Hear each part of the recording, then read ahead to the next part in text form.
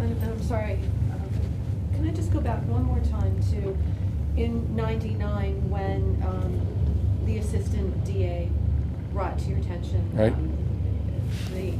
The juvenile Yes. ruling by Shibarella, and was it in your mind? Did you think, okay, this is really bad? It'll be redressed, and then that's it.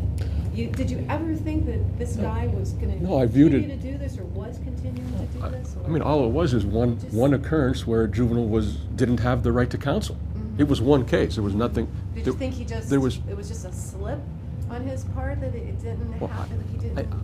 I mean, I didn't know the exact circumstances or why he didn't give this kid counsel or do the waiver on the record, but certainly.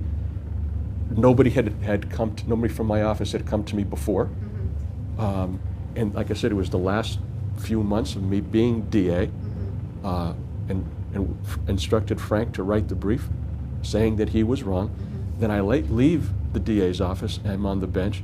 And since that time, certainly nobody has told me that there was like systemic denial of these rights. When you said Judge Shibarella came to you after you okayed the brief to be written, and he was angry, and what was his defense of? Well, I honestly don't recall that. You just remember him. I remember he being was upset. just that we took a position that agreed with the defendant because it was the only decision. Right. It was the only decision. It was clear. It wasn't even close. It wasn't a close call. In your time as DA, how often had that happened? That people did not have counsel? How often? That was Joe.